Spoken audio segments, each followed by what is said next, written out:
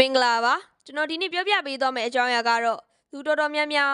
ပေါ့တန်တဲ့သဘောထားနေကြတဲ့လိပနာယောဂအကြောင်းပဲဖြစ်ပါတယ်လိပနာလို့ပြောလိုက်ရင်လူတွေက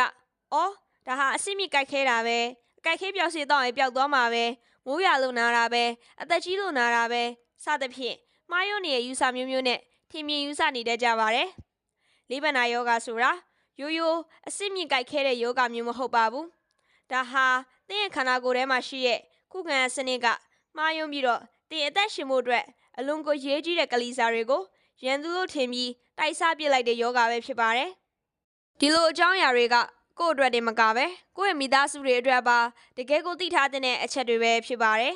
ဒါကြောင့်နောက်ထပ်သင်ပေးမဲ့လူသိနေပြီးအလွန်ကိုရေးကြီးတဲ့ကျန်းမာရေးဘူးသူသားတွေကိုလက်မလွတ်ရအောင် channel လေးကို subscribe လုပ်ထားပြီးဘေးနားက notification bell လေးကိုပါနှိပ်ထားဖို့မမေ့ပါနဲ့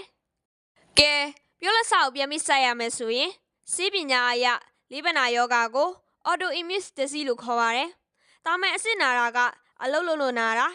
ထိုင်များလို့နာတာမျိုးဖြစ်နိုင်ပေမဲ့လိပနာယောဂကတော့တင်းရဲ့အစစ်တွေတဲကအမီဘာတွေကိုတိုက်စားပစ်လိုက်လို့နာလာတာပဲဖြစ်ပါတယ်။ပထမဆုံးလိပနာယောဂဟာအစစ်တွေထဲမှာရှိတဲ့အမီဘာလေးတွေကိုအရင်ဆုံးတိုက်ခိုက်တတ်ပါတယ်။အဲ့ဒီအမီဘာလေးတွေရောင်လာတဲ့အခါမှအယိုးနူတွေကိုစတင်တိုက်စားလေးရှိပါတယ်။လူတစ်ယောက်ဟာလိပနာယောဂကိုအချိန်မီမကုတာပဲပြစ်ထားလိုက်မယ်ဆိုရင်သူ့ရဲ့လက်ချောင်းလေးတွေဟာမတိမသားကနေတိတိသားသားကောက်လာမယ်။ပုံပြက်လာပါလိမ့်မယ်။ဒါဟာ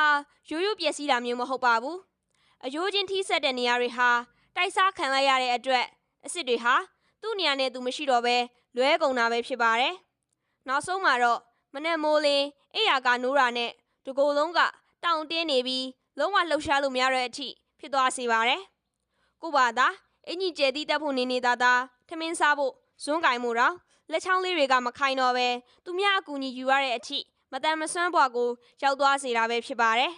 ။ဒါပေမဲ့အစစ်တွေထက်ပိုပြီးကြောက်ဖို့ကောင်းတာကတော့အတွင်းကလေးစားတွေကိုတိုက်စားပစ်လိုက်တာပဲဖြစ်ပါတယ်။လေးပနာလူနာတွေဟာတာမန်လူတွေထက်နှလုံးယောဂနဲ့တေဆုံးနိုင်ခြေအများကြီးပိုမြင့်ပါတယ်။ဘာဖြစ်လို့လဲဆိုတော့လိပနာပို့ဟာနှလုံးအဆိုးရှင်တွေကိုတွားပြီးရောင်ရမ်းစေလိုပဲဖြစ်ပါတယ်။နှလုံးအမီးပါထဲမှာအရေးတွေစုလာတာ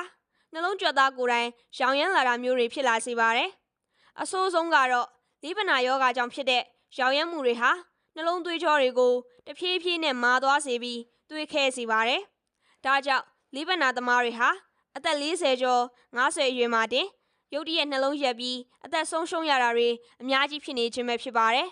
။နောက်ထပ်ကြောက်စရာကောင်းတာကအဆုတ်ကိုထိခိုက်သွားခြင်းပဲဖြစ်ပါတယ်။လိပနာယောဂပိုးဟာအဆုတ်ထဲကိုရောက်ရှိသွားတဲ့အခါ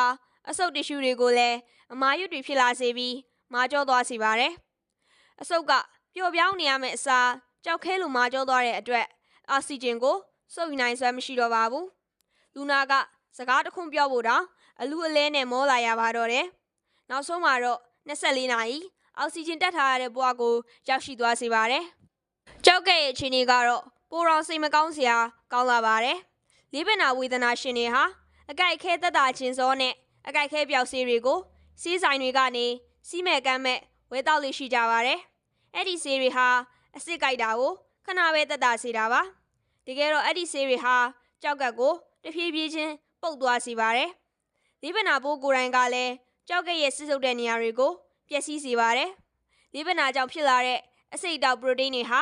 ကြောက်ကက်ထဲမှာသွားပြီးစုပုံနေပါတယ်။ဒီလိုနဲ့နောက်ဆုံးမှာတော့ကြောက်ကက်ဟာအလုံးမလုံးတော့ပဲကြောက်ကက်ဆေးရတဲ့အဆင့်အသက်အန္တရာယ်စိုးရိမ်ရတဲ့အဆင့်ကိုရောက်ရှိသွားပါတော့တယ်။ဒါတင်မကသေးပါဘူး။လိပနာယောဂဟာသွေးကြောလေးတွေကိုပါလိုက်ပြီးရောင်ရမ်းစေပါတယ်။သွေးကြောလေးတွေရောင်ပြီးပိတ်သွားတဲ့အခါခြေချောင်းလက်ချောင်းလေးတွေစီသွေးမရောက်တော့ပဲတီရှူတွေကပုတ်သွားတာမျိုးဖြစ်တတ်ပါတယ်။အဲ့ဒီအခါခြေချောင်းလက်ချောင်းတွေကိုဖြတ်ပြရတဲ့အထိဆိုးရစေပါတယ်။မျက်လုံးကိုရောက်ရင်လည်းမျက်လုံးမျက်ကြည်လွှာတွေကပျက်စီးပြီးအမြင်အာရုံကိုဆုံးရှုံးသွားစေနိုင်ပါတယ်။ထပ်ပြီးသတိထားဖို့ပြောချင်တာကလိပနာယောဂဟာသူရနေယောဂကိုလည်းဖြစ်ပေါ်စေပါတယ်။ခန္ဓာကိုယ်ထဲမှာအမြဲတမ်းရောင်ရမ်းမှုတွေဖြစ်နေတဲ့အတွက်ရိုးတွင်းချင်းစီကသွေးအသစ်ထုတ်လုပ်မှုကိုနှောက်ယှက်စေပါတယ်။ဒါကြောင့်လိပနာသမားတွေဟာအမြဲတမ်းဖြူဖက်ဖြူရောနဲ့အားမရှိသလိုခံစားနေရခြင်းပဲဖြစ်ပါတယ်။အစာရင်ကိုလည်းထိခိုက်စေနိုင်ပြီးအစာရင်သွေးယူတာမျိုးတွေထိပါဖြစ်စေတတ်ပါတယ်။ ဒါကြောင့်လိပနာယောဂဆိုတာအကဲခဲပြောက်စီးတောက်ရုံနဲ့ပျောက်မဲ့ရိုးရိုးယောဂလို့ဘယ်တော့မှမထင်ပါနဲ့ဒါဟာတင်းရဲ့ခန္ဓာကိုယ်အတွင်းမှာတိတိစိတ်လောင်ကျွမ်းနေတဲ့မီးနဲ့တူပါတယ်အပြင်ပိုင်းကကြည့်ရင်တော့အစစ်ကလေးနည်းနည်းရောင်တာပဲလို့ထင်ရပေမဲ့အတွင်းထဲမှာတော့တင်းရဲ့နှလုံးအဆုပ်ကြောက်ကက်စတဲ့အသက်ရှင်မှုအရေးကြီးတဲ့အစိတ်ပိုင်းတွေကိုတစားစီဖြည့်ဆည်းနေတာပဲဖြစ်ပါတယ်အကယ်၍တင်းမှာအစစ်တွေခဏခဏရောင်နေမယ်မနေ့ခင်းအေးရထရင်ဒီကိုယ်လုံးတောင်တင်းနေတာကတနားရီထက်ပိုပြီးကြာနေမယ်ဒါမှမဟုတ်အစစ်တွေကတိတိတသာပုံစံပြောင်းလာမယ်ဆိုရင်စီမီတိုတွေနဲ့အချိန်မဖြုံးပါနဲ့လေးဘက်နာအထူးကုဆရာဝန်တွေနဲ့တေချာပြတာပြီးစနစ်တကျကုသမှုခံယူမှသာလေဒီလိုကြောက်စရာကောင်းတဲ့ကလီစာပျက်စီးမှုတွေကနေကာကွယ်နိုင်မှာပဲဖြစ်ပါတယ်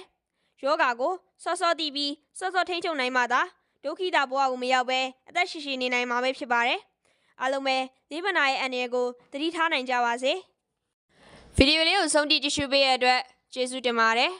ဒီဗီဒီယိုကနေတန်မိုးရှိရဲ့သိပညာဘူးတူတာတွေရရှိသွားရဆိုရင် like and share လုပ်ပြီးအားပေးခဲ့လို့ရပါတယ်နောက်လာမယ့်ဗီဒီယိုတွေကြည့်အောင်လဲနူဒီဘဲလေးကိုနှိပ်ထားဖို့အကြံပြုချင်ပါတယ်လူချင်းမင်းတို့အနေနဲ့ပုံမသိလို့တဲ့ကျမ်းမာရေးဘူးတူတာတွေရှိရင်လဲ comment မှာရေးသွားပေးပါဦးနောက်ထပ်ပုံမဖို့တန်တဲ့ကျမ်းမာရေးဘူးတူတာရဲ့အတွက် Guardian Channel ကို subscribe လုပ်ပေးဖို့တောင်းဆိုရင်နောက်ဗီဒီယိုတွေမှာပြန်လည်ဆုံတွေ့ပါအောင်မယ်အားလုံးပဲကျမ်းမာပျော်ရွှင်နိုင်ကြပါစေ